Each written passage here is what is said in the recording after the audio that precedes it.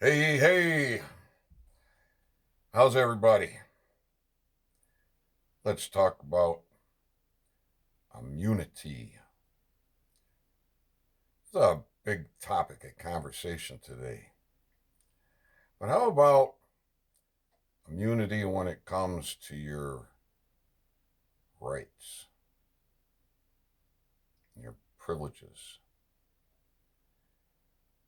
You see, they're guaranteed and they cannot be revoked, diminished, or abridged. And if they're trespassed, you have a right to remedy. Now, we got to be careful about who we listen to, what they say, what's written. Has it been altered? But we can have some pretty good confidence in a lot of stuff we find. But I got to read this to you as an example, okay? So this is the South Carolina um, information that I got online regarding the South Carolina Constitution. Article 1, Declaration of Rights, disclaimer. This statutory database is current through 2005 regular session of the South Carolina General Assembly. Changes to the statutes enacted in 2006 General Assembly, which will convene in January 2006, will be incorporated as soon as possible. Some changes enacted by the 2006 General Assembly may take immediate effect. Interesting, huh? This goes on.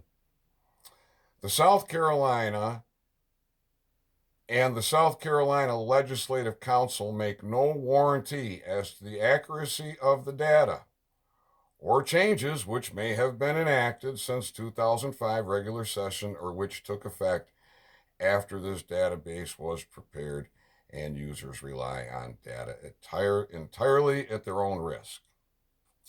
Beautiful, huh? All right. You have immunities. You have rights. You have the equivalent of diplomatic immunity here in America, and you have it when you travel abroad. Do your servants get diplomatic immunity? And you don't? Your servant's going to have a higher status than you? Seriously.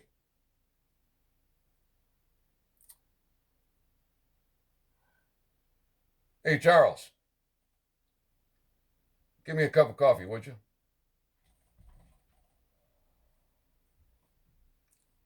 No, sir. Not today. You see, we took all your coffee and we drank it. You going to put up with that from your servants?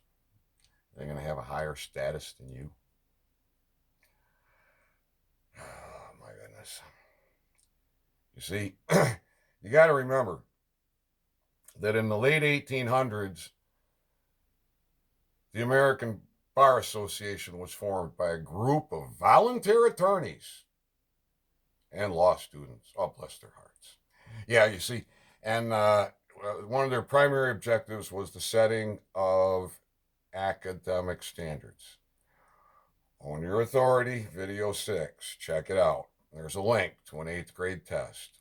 I bet you can't pass it. All right, let's get back on track here. So you can thank the bar for the education you have. And you got to understand, too, that they operate on assumptions and presumptions, and they assume and presume that they can trick you into their jurisdiction and rape and pillage you and destroy you day in and day out, keep you constantly living in fear. And the only one you can go to when you get in trouble is an attorney. Oh, you need to talk to an attorney. Oh, you better talk to an attorney. Oh, my goodness. Better talk to an attorney. Oh, and a judge can't give advice from the bench, right? Oh my God, a little bit of critical thinking here, folks. All right, I gotta get my cup of coffee. I'm gonna be right back.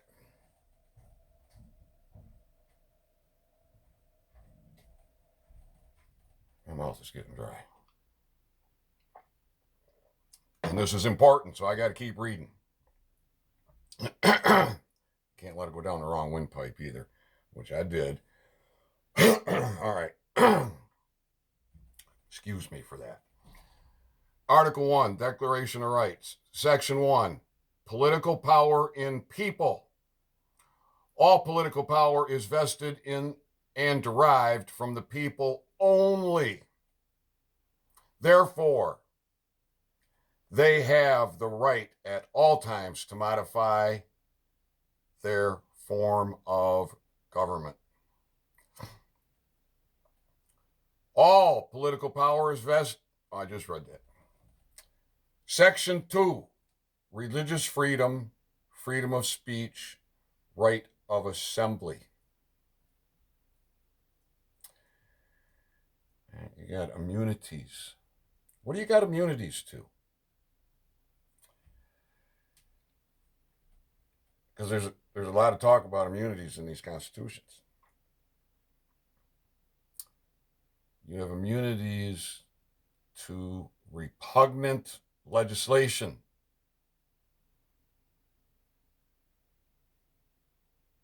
What is repugnant legislation?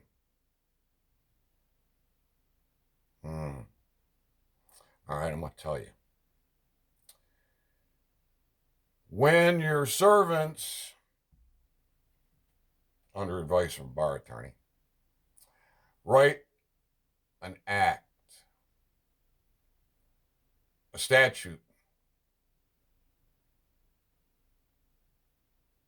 a code, a rule, regulation, and it goes against, or a constitutional amendment, and it is repugnant to your rights. What's repugnant? Repugnant means it's not a good mix. It goes against. It's like trying to put something that's dark and evil with something that's heavenly and good. That's repugnant. The smell of a rotting body is repugnant. Okay? All right. Back to this.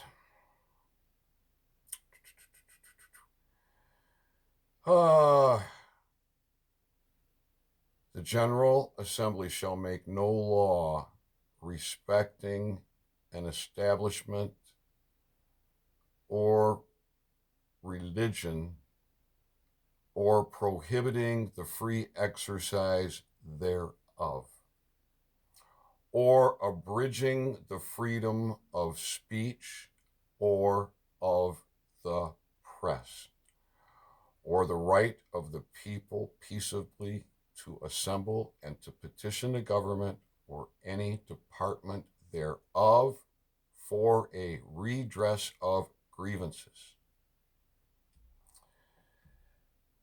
Section 3, privileges and immunities, due process, equal protection of laws.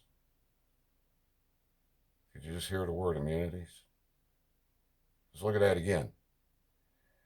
Section 3, privileges and immunities. Privileges and immunities, comma, due process. I think it's semicolon. Get the dot and the comma. Equal protection of laws. Oh, what do we got here? The privileges and immunities of citizens of this state. The privileges and immunities of citizens of this state and of the United States under this Constitution shall not be abridged, nor shall any person be deprived of life,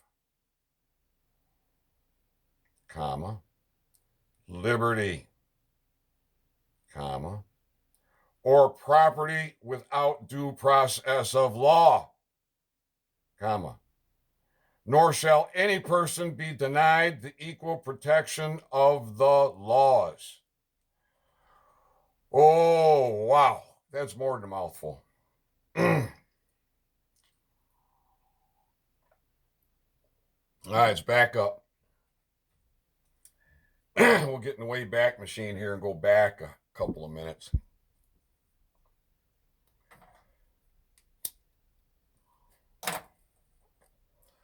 The privileges and immunities of the citizens of this state.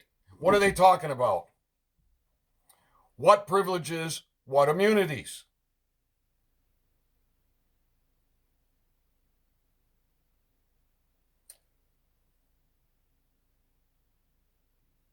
Shall not be abridged. Who can define abridged for me? Come on. It's all right.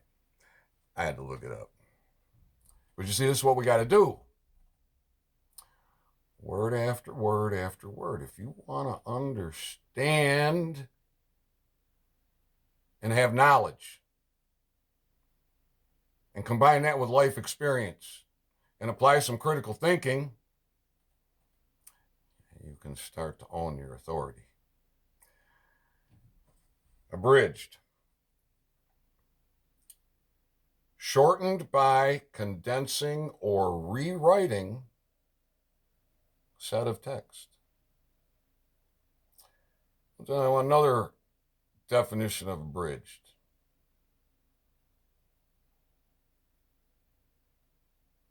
Cut or shortened, especially of literary work. Whoa. Whoa. Now, I bet you those kids in Salina, Kansas in the late 1800s that graduated that 8th grade class, I bet you they knew this. Oh, I bet you they knew this. So let's read that again. The privileges and immunities of citizens of this state and the United States under this Constitution shall not be abridged, nor shall any person be deprived of life, liberty, or property without due process of law, nor shall any person be denied the equal protection of laws.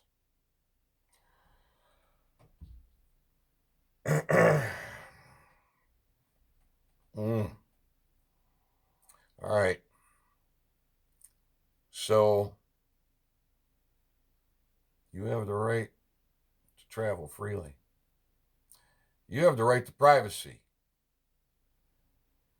Now, you can listen to this guy, Steve, here in Michigan, this bar attorney,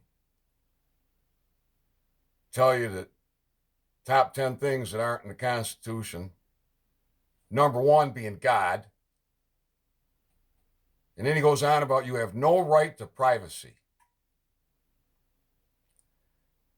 Well, you do.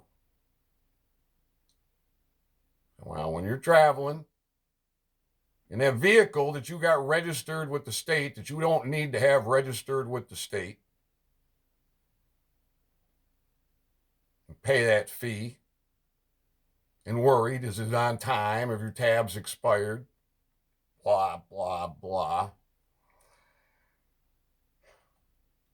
So now here's some guy wearing a badge, carrying a gun, got handcuffs, got a car with back seat, no handles on the doors to get out.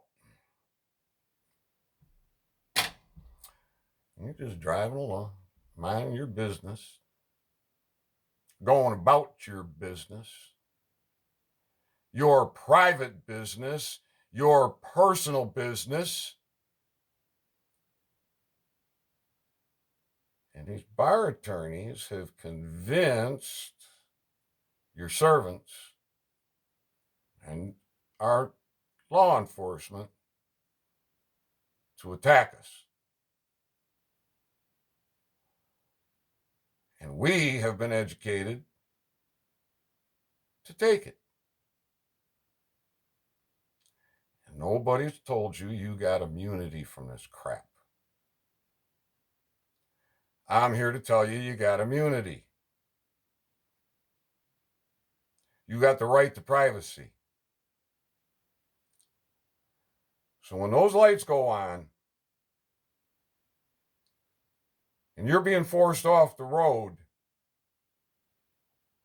you are being assaulted, you are being attacked, and you are arrested because you've been stopped. That's what arrested is. Now this man, male or female, most likely going to approach you, maybe with a cohort, with weapons, loaded most likely. Oh, these are serious trespasses. But you have been educated. You have been taught. You have been trained to take it and fear it. Pray it doesn't happen to you. All right, let's go on. Let's go on.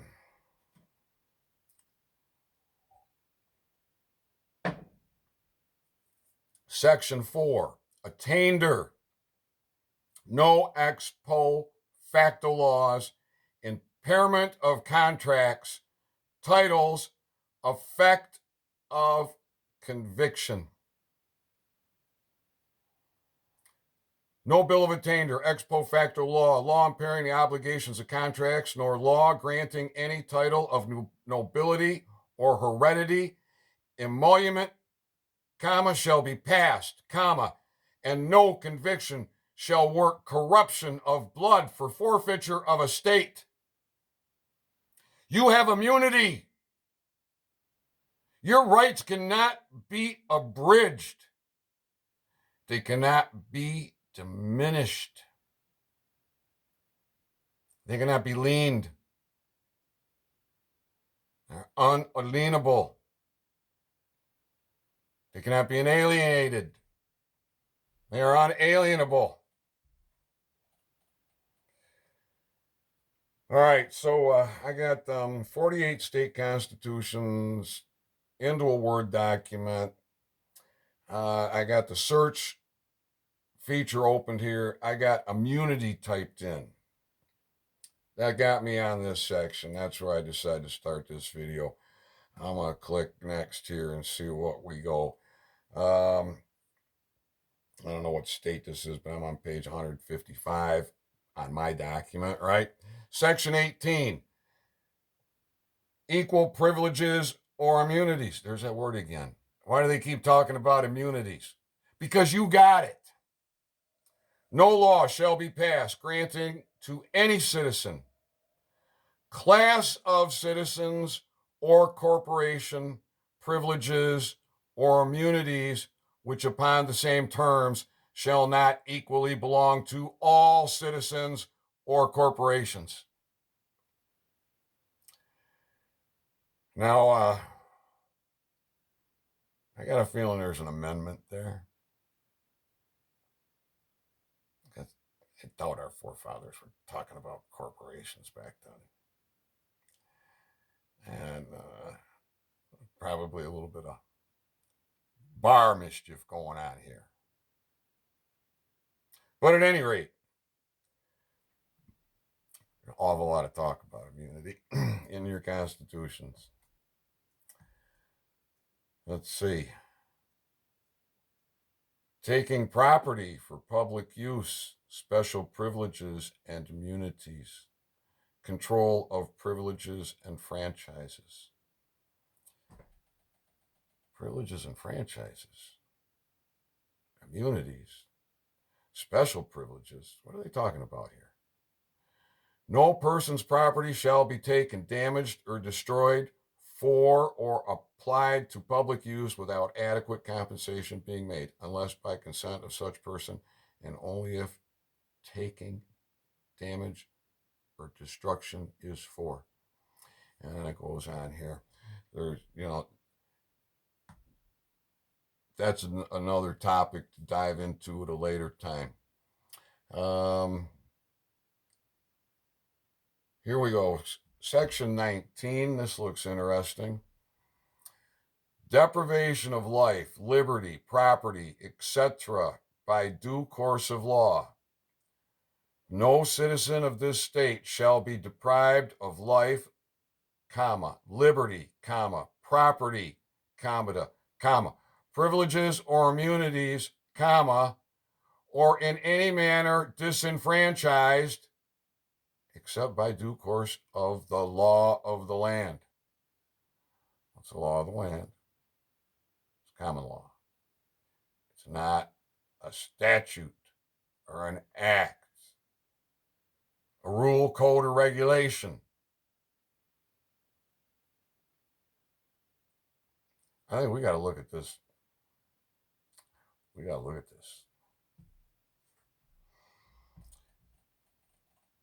Deprivation of life, liberty, property, etc. by due course of law. Period. That's the title. No citizen of this state shall be deprived of life,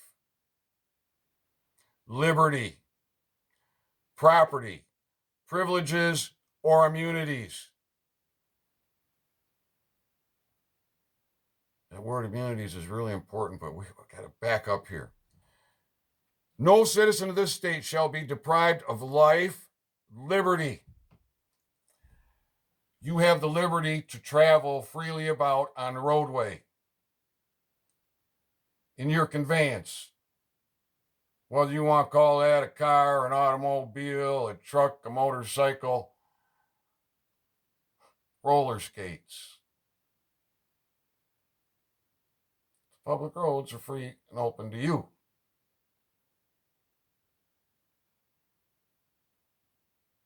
Nothing in the Constitution says you got to have an operator's license. You got to pay a fee. You got to be registered, titled. Oh, no, see, that's not you. You're being administered because you've been taught. That's what mom and dad did. That's what grandma and grandpa did. Now that's what the kids are doing. That's what the grandkids are doing. Good golly. All right. The fact of the matter is I started using readers when I was doing a lot of computer work, doing product development work. And it got worse and worse. My eyes, but I've been getting healthier. I've been doing eye exercises, and I spend most of the time without these. I just been doing too much on the computer, too much reading, and it's kind of ticking me off. I got to use these, but this is important. Oh, it doesn't matter. Good thing I got them. I'm thankful for that, right? All right. No citizen of this state shall be deprived of life. What is life?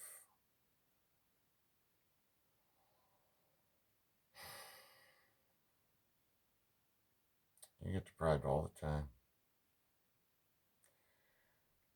In so many ways. That might take 1,000 videos.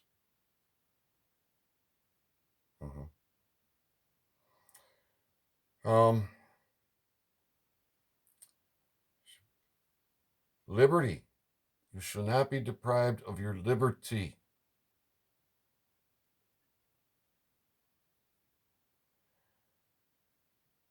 So we'll take out the of life and we'll read this again.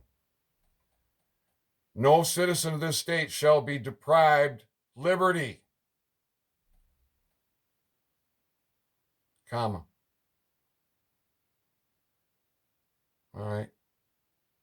Let's back up. We'll leave out of life and liberty and we'll read this again. No citizen of this state shall be deprived property. No citizen. All right, let's take out of life, liberty, and property. Do it again. No citizen of this state shall be deprived privileges or immunities.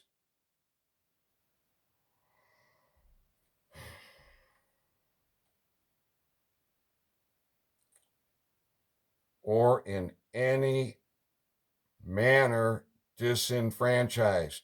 Disenfranchised? That must mean you got a franchise. Oh, yeah, that's another word to take a look at. Except by due course the law of the land. Law of the land. Common law. If it is repugnant, it must be abrogated. That's common law. You don't need to know much more than that. And stand on that.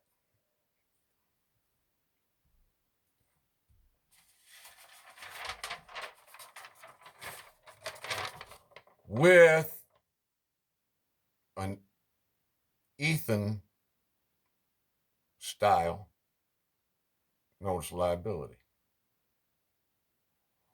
One page, court of record document, notary jurat, affidavit.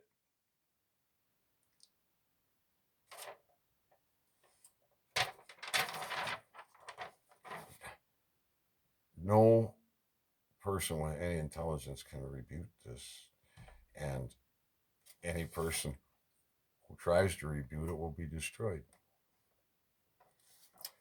Okay, so just a couple of the key points here. I've talked about this before, but some of you might be your first time here. Look, it's not real complicated. Verification from here down. Constitutional section from here down. Your entrance into court here. Your testimony from here to here. It's really simple. All right? You're putting in penalties. First trespass, second trespass, third trespass with a minimum fee and charge, and a charge of treason for being trespassed. Set any amount you want. All right? I got 100,000 for the first one, 200,000 for the second one, $1 million for the third, and it says minimum. And the Constitution tells you that there are no limits to the fees,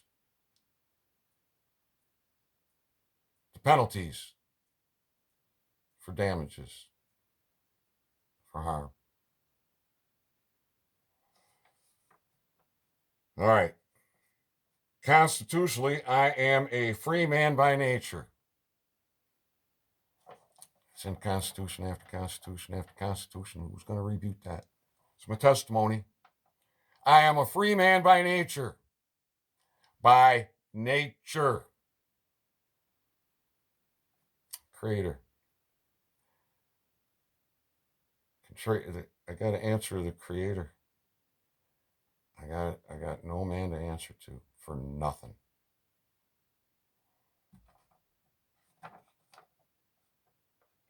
I am not property.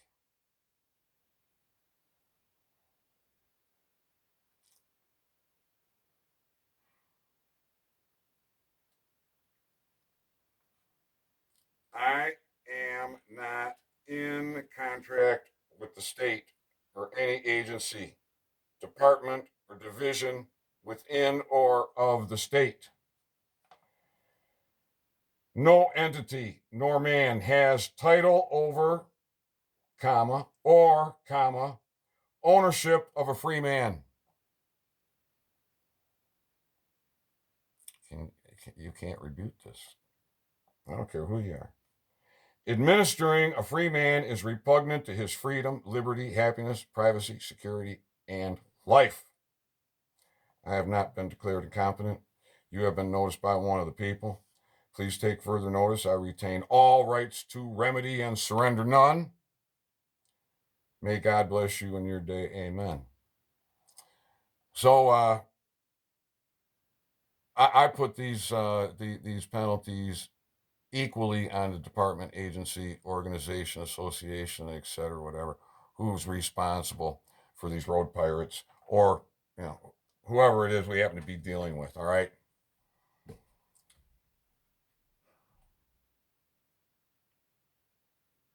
You got national immunity. You got diplomatic immunity.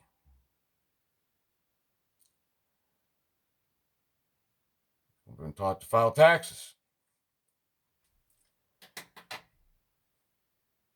Tax exempt box. All right. Take your big. You can unregister your business and open in the private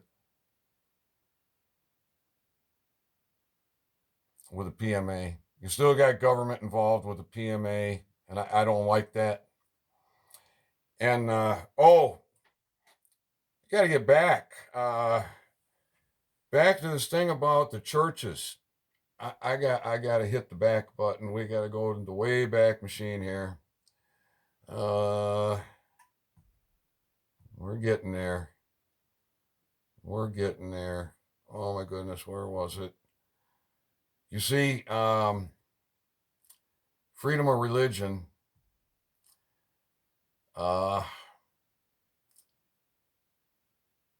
These churches are handcuffed. They're handcuffed with this 501c3 nonprofit. All right, Section 2, religious freedom, freedom of speech, right to assemble and petition.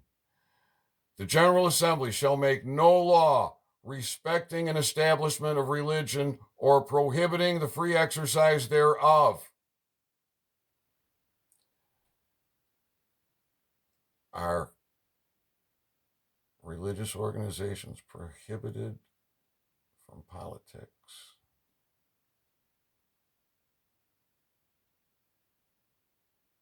How does that happen? Got to be a bar attorney involved in this somewhere. So I'm going to read that again. The General Assembly shall make no law respecting an establishment of religion or prohibiting the free exercise thereof or abridging the freedom of speech or the press. You now know what abridge means. Or the right of the people peaceably to assemble and to petition the government for any department thereof for a redress of grievances. You have national immunity. Every American should create an Ethan notice of liability. Not all notices of liability are equal. Not all affidavits are equal. This is an affidavit. It is a notice of liability. It has spelled out. It's a notice. You hand this to your sheriff. And I spent hours in my county sheriff's lobby educating. Since the summer, I think since that meeting in June with the sheriff's department,